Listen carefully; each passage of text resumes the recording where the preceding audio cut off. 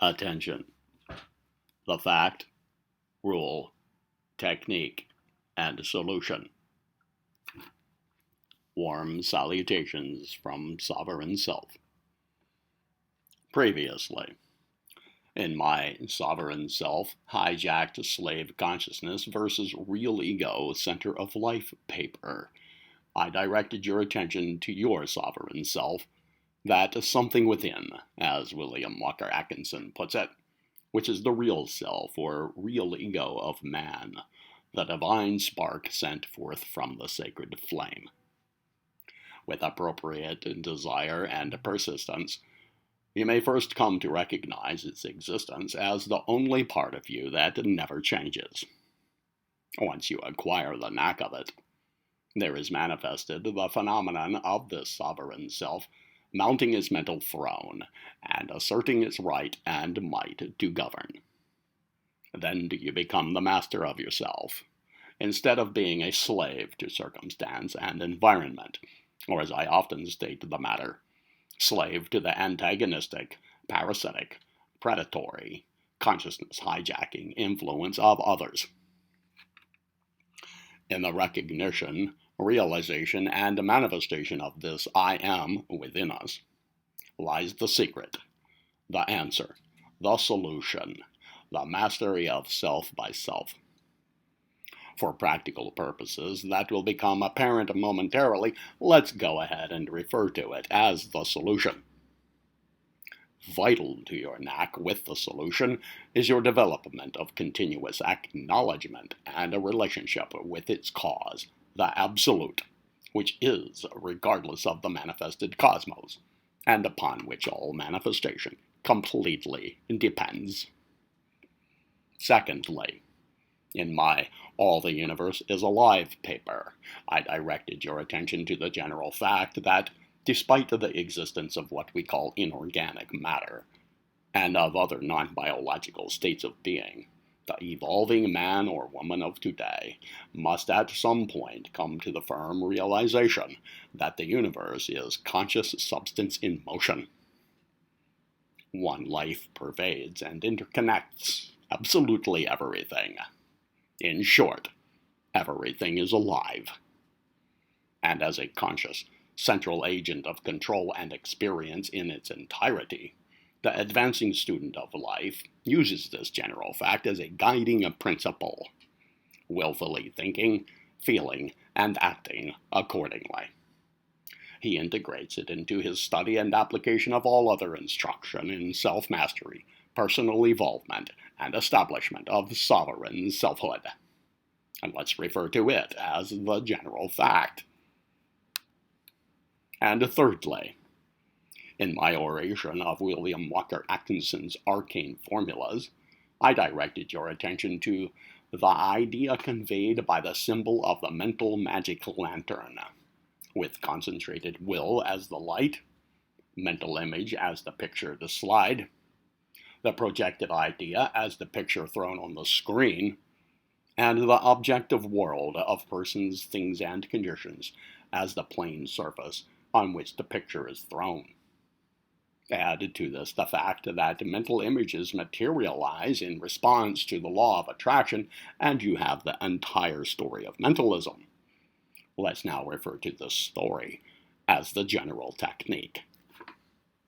Now, in these practices of self-mastery and the rest, if sovereign selfhood and its cause sums up the solution for each of us, and if everything is alive, likewise it sums up the general fact, and if the symbol of the mental magic lantern sums up the general technique, then treat all feelings, thoughts, and actions as attention training tools.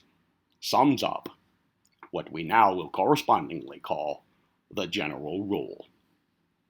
That is our present thesis, which now directs our attention to attention itself. So let's do some reviewing along that line. Scattered elsewhere, I have spoken about attention at considerable length and in an equal amount of detail.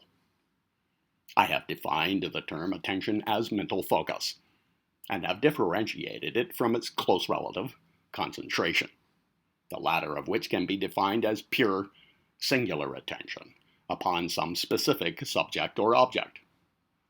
I have instructed along the lines of the importance of the control of attention and the means by which it can be attained under the direction of the trained will, trained by persevering practice in that direction. I have advocated the coming to terms with your own attention management capability, suggesting that to do so you place yourself in a temporary state of what I have only somewhat lightheartedly called attention detention.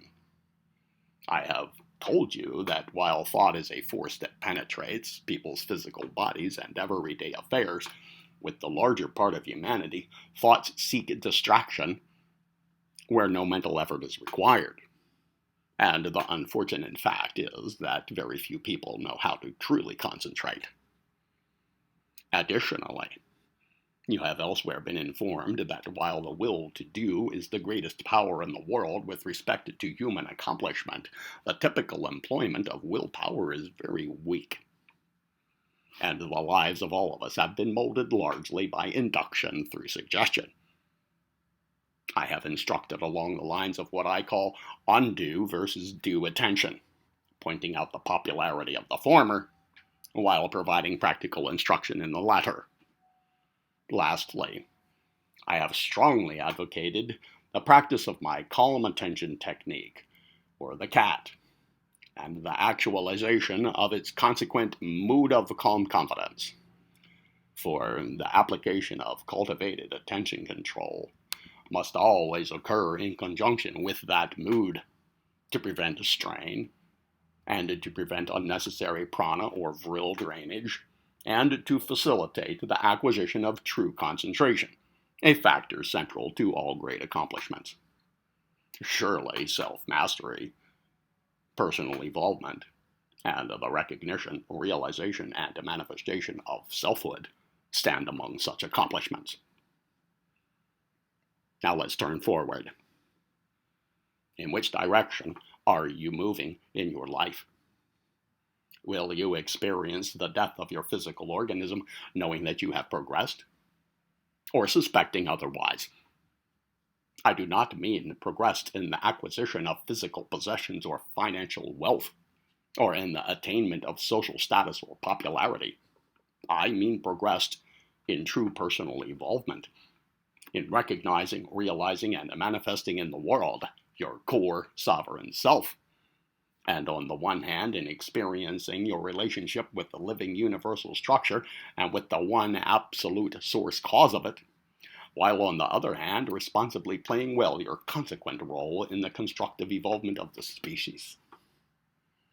Are you moving toward peace, seership, and telementation with your fellow men and women, or tending toward feelings of disenfranchisement, resignation, and anger?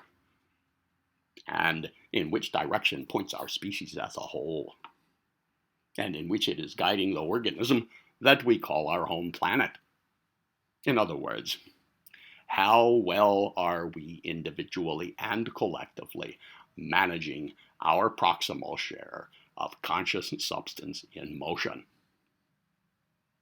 All of these stated affairs hinge upon our attention control, which, by the way, proceeds into the subjects or objects of its focus. That is, hinge upon not just control of mental focus in itself, but also of its content, and, what is more, of the capacity to realize continuously that all of its phases are alive. Do not rest easy with respect to your own control of attention as I have laid it out. Place yourself in that referred to state of attention detention, to honestly determine for yourself the truth of your own relevant state of affairs. Or by and by someone or something else will do it for you, at some rather inconvenient time, and in some equally distasteful manner. While few have the courage and self-honesty to do so, far fewer can comprehend their own actual state of affairs, For that which social conditioning has taught us to regard as adequate attention control when perceived alongside certain other people whose attention is nearly non-existent, in the staggering majority of cases is hardly any greater than those other people's. Do not, however, feel discouraged. Stand bravely, and submit to self-appraisal over the matter. So here it is. What things, affairs, or circumstances direct your attention the most, the least, specifically, and generally? If your honest answer involves anything except your will, then you are in the company of the mentally wind-blown billions. But if your answer is will alone, then either you misunderstood the question, or you have somehow managed to attain a summit that few can even fathom. But even if this latter is the case with you, still further questions hang before you. For example, what are the feeling, thought, and action objects of your attention? That is, upon what subjects or objects do you so unerringly and singularly direct your attention at every turn? And do you so attend to all of them in no mode other than that of calm confidence? Are all of them properly negative in relative polarity to the conscious manifestation of your sovereign self as your center of direction? And are all of them in accordance with firmly set goals that have passed the tests of delineated precision, affirmativization, truthfulness, ethicalization, emotivation, mental image creation, idealization, and universal application? Do you at this point understand my point, that attention control is the rightful object of the general rule? Treat all feelings, thoughts, and actions as attention training tools? I certainly hope so. For currently, the survival of the human species as we know it demands it in equal proportion to its demands of the conscious living of the general fact, the willful implementation of the general technique, and the realization of the solution. Its survival, let alone its necessary constructive evolvement. For whether or not that you fully comprehend it, there is a vicious war on for our core sovereignty, our consciousness, our vital energy, our hormones, our DNA, our flesh, and our planet, naturally including yours. A war perpetrated by powerful, intelligent, monstrous, and driven agents of control, also whose survival is at stake. Only with great difficulty, and then with an overwhelming feeling of sickness at the pit of the stomach, can we catch even a mental glimpse of the attention hijacking going on in all the phases of this war, which reaches into every aspect of our lives from the womb to the tomb. It sickens even me, who has experienced a significant duration and familiarity with this affair, to the point where I prefer to stay away from the ugly word war, although in certain of its aspects it is actual war, with particle beam weapons, otherworldly agendas, and all the rest. I rather call it an outright hijacking of human being, a phrase which admittedly induces its own plane of nausea. Arriving now at this point, I determined that presently going into further detail about this latter bit will either amount to preaching to the choir or solicit jeers and veer your attention away from our present thesis. So I'll just ask you this. For whatever reasons, are you playing well your role in the constructive evolvement of yourself, the race, and of all life? Are you giving it its due attention? The matter is dire indeed. even if only for the reason of your personal involvement according to its own right. But it is far better also to know the truth about the world. Otherwise, you may easily find yourself in the position of the well-meaning captain who did not see the rogue wave coming at his ship broadside, with this particular ship being crewed by the human race. But more realistically, we're all at the metaphorical helm. Most of us don't know it, though, and instead are still feverishly watching the game on TV, mindlessly playing shuffleboard, keeping our noses to the ever-turning grindstone, tinkering with distracting gadgets, buying an extra car, blasting toward some hypothetical head of the traffic, or banging our heads to the tune of Running with the Devil while guzzling another draft along with a world full of lies. You now have the general fact, the general rule, the general technique, and the solution. All four in one place. Apply the first three toward the fourth. There is more, potentially much more, yes. But that more boils down to supporting explanations, tips and tricks, techniques cumulatively combined into methods of action, and background information for your mental library. All which, if used properly, instrument your efficient development. Yet throughout, the general fact, the general rule, the general technique, and the solution persist unchanged at the heart of it. Hold these to the fore like your life depends upon it, and your earnestness will determine the extent of your success, while your motives will determine its quality. And that is the entire affair in a nutshell. Cultivate it, and it will grow. As I have said before, you never know what you can do until you try. And as with anything worthy of your while, practice is the key.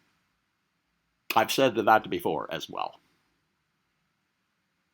But that great phase of psychological suggestion known as repetition helps to drive it home. Still, I want you to help me a bit here too. That is, drive it home yourself, into your subconscious mind. Take charge, and the results will be yours for keeps. Have a friendly yet purposeful sit-down style, deep and meaningful powwow with your own subconscious mind, instructing it to help you along all of these lines. Be specific when you do so, stating exactly what you require of it and your reasons why. But do not tell it how to do its job. It already knows how better than you do. So trust it. It is your best ally in all of your endeavors. Therefore, employ it calmly and confidently, and moreover employ it wisely, for it works faithfully and fairly for you every time. It never forgets, and it always gives you whatever it has received. Naturally, the choice is yours. Clearly, the time is now. And frankly, some other time, flat out, does not exist. Subscribe, share, love, and live well.